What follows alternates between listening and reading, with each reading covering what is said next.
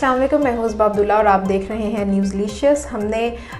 Weekly remind में आज भी हफ्ते भर की जो ख़बरें रहीं, अहम चीज़ें रहीं और डिस्कशंस का हिस्सा रहीं वो हमने आपके सामने रखनी है। और हमने स्टार्ट करना है जी मैशत के साथ।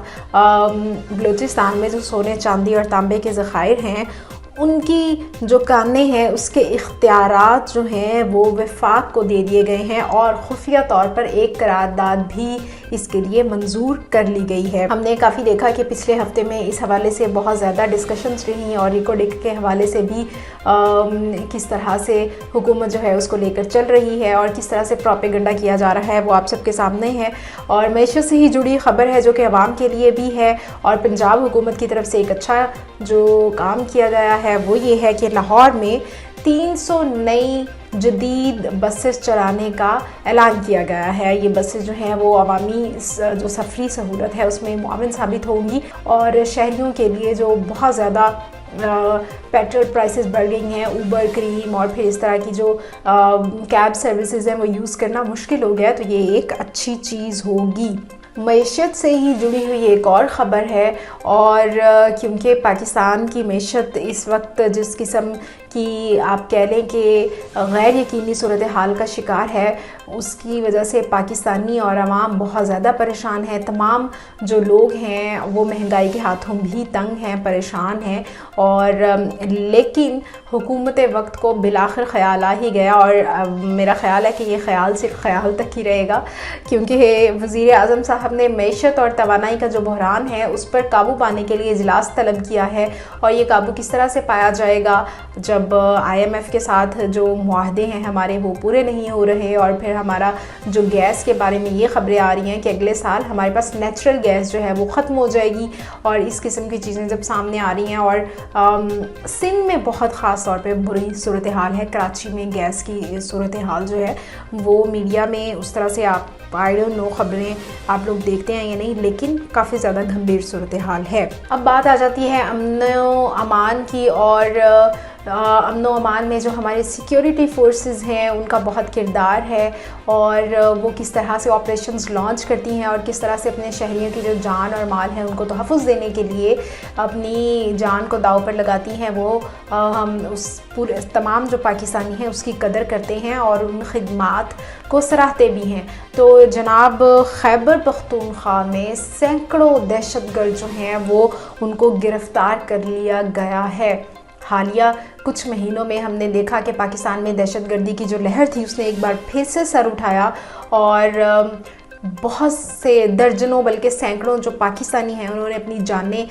इस राह में कुर्बान भी की हैं और उसमें सिक्योरिटी फोर्सेस के लोग भी शामिल हैं। तो अब जो एक ऑपरेशन किया जा रहा है दहशतगर्दी के ख़िलाफ़ उसमें सैकड़ों जो दहशतगर्द थे उनको गिरफ़्तार कर लिया गया है। ना सिर्फ KP से बल्कि ये दहशतगर्दी जो है ये बढ़ती हुई पंजाब तक भी पहुँच रही है और पंजाब से भी बड़े पैमाने पर कॉम्बिंग ऑपरेशंस किया गया है और उसमें 12 दहशतगर्दों को पंजाब से गिरफ़्तार किया गया है। और ये सूरत हाल हमारे लिए परेशान कुन है क्योंकि जब भी दहशतगर्दी की बात की जाती है तो या तो फिर वो बॉर्डर्स पे या फिर हमारी जो अफ़गानिस्तान के साथ सरहद है वहाँ पर और फिर उससे मुंसलिक जितने भी इलाके हैं वहाँ की बात होती है। लेकिन अगर बढ़कर पंजाब तक क्योंकि वो उन इलाकों से थोड़ा दूर है तो हमारे लिए ज़्यादा परेशानी की बात होती है। दूसरी चीज़ ये कि आबादी के लिहाज से भी बहुत बड़ा सूबा है और यहाँ पे खुदा ना खास्ता कोई ऐसी एक्टिविटी हो तो नुकसान ज़्यादा होता है। अच्छा जी, अब बात आ जाती है जी इंतखाबात की। हमारी जो जितनी भी सियासत है वो घूम रही है हमारे आम इंतखाबात के इर्द गिर्द और आम इंतखाबात को लेकर PTI का स्टांस है कि आम इलेक्शंस करवाए जाएँ, लेकिन PDM जिसमें 13 जमातें शामिल हैं वो इन इंतखाबात को तख़य्युर का शिकार करना चाहते हैं। वो चाहते हैं कि इंतखाबात ना सिर्फ ये कि अपने वक्त पर हो बल्कि उनकी ख्वाहिश ये भी है कि तख़य्युर भी हो जाए, इनमें तो कोई मुज़ायका नहीं है। लेकिन इसमें इलेक्शन कमीशन ऑब्वियसली जब चाहेगा इंतखाबात तभी होंगे और इसी हवाले से इलेक्शन कमीशन ने एक ख़त लिखा है और इस ख़त में ये बताया गया है जनाब के जो मर्दमशुमारी है उसके हवाले से जो लिस्टें हैं वो हमारे पास अभी तक नहीं हैं, और इसलिए हम अभी इलेक्शंस की जो फौरी किस्म की तैयारियां होती हैं वो करने से कासिर हैं। अब ये वैसे मरदमशुमारी के लिए तैयारियां भी की जा रही हैं, लेकिन क्योंकि मरदमशुमारी की लिस्टें अब नए सिरे से बनेगी और पता नहीं क्या उसमें किया जाता है और क्या नहीं होता, पुराने तरीक़ों से ही इसको चलाया जाता है या फिर कोई नई आप कह लें कि स्ट्रेटजी अपनाई जाती है। एनीवे, तो इलेक्शन कमीशन का स्टांस जो है वो इंतखाबात पर ये है। अच्छा जी, अब हम आ जाते हैं पाकिस्तान के वज़ीर ख़ारिजा बिलावल भुट्टो ज़रदारी ने विज़िट किया, और अमेरिका जब वो गए तो उन्होंने बड़ा सख्त किस्म का बयान दिया भारत के हवाले से, और भारतीय जो वज़ीर आज़म है नरेंद्र मोदी, उनको उन्होंने कसाब करार दिया। उस हवाले से भारत ने इस बयान पर मज़म्मत भी की। ना सिर्फ ये बल्कि बीजेपी ने बहुत ज़्यादा एहतजाजी मुज़ाहरे भी किए। अब पाकिस्तान को जवाबन भारतीय जो वज़ीर ख़ारिजा थे उन्होंने जवाब दिया, और इस हवाले से पाकिस्तान की जो वज़ारत ख़ारिजा थी उसने उनका बयान मुस्तरद कर दिया, और ऐसे किसी भी कह लें कि माफ़ी या फिर उसको वापस लेने को अल्फाज को मना कर दिया गया है। अच्छा जी, अब एक दफ़ा हम बात कर लेते हैं बहुत ज़्यादा जो महंगाई है उस पर। तो एक पिछले इसी हफ्ते में एक लिस्ट जारी हुई है जिसमें दुनिया के बड़े जो महंगे तरीन ममालिक हैं उनका नाम बताया गया है, और पाकिस्तान जो है वो जनूबी एशिया का, यानी कि जिस खत्ते में हम वाक़ हैं उस खत्ते का महंगा तरीन मुल्क करार दे दिया गया है। अच्छा जी, सैलाब की तबाहकारियाँ जो हैं वो अभी तक ख़त्म नहीं हुई। सर्दियाँ आ गई हैं, बहुत ज़्यादा लोग जो हैं वो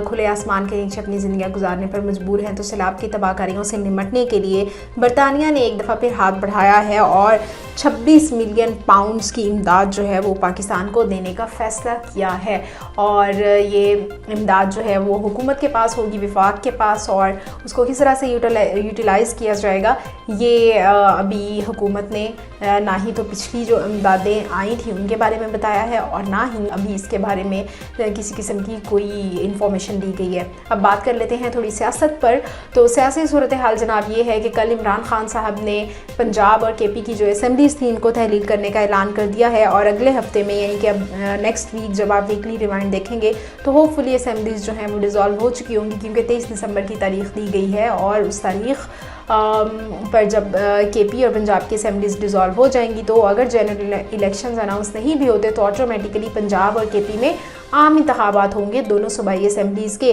और फिर कौमी असेंबली में भी PTI जो है वो अपने इस्तीफ़े पेश करने जाएगी, जो कि उन्होंने पहले ही इस्तीफ़े दे दिए थे, लेकिन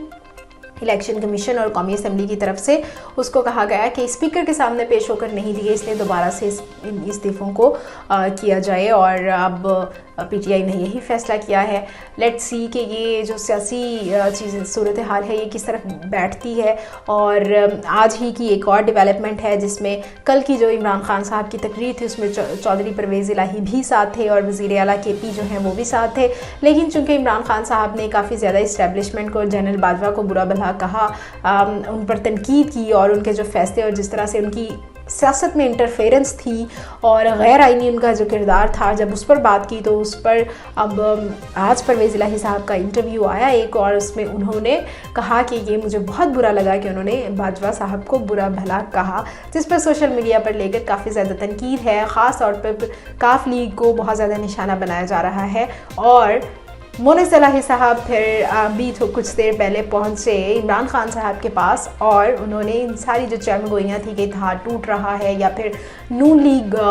इस सारे में कोई फ़ायदा उठाना चाह रही है, उस सब पर पानी फेर दिया, और उन्होंने ट्वीट की बाकायदा तस्वीर के साथ कि ये इत्तेहाद कायम है और कायम दायम रहेगा, हमने जो फैसला किया था हम उस पर डटे हुए हैं। एनीवे, आप हमारे चैनल को सब्सक्राइब ज़रूर कीजिएगा। Thank you so much and अल्लाह हाफ़िज़।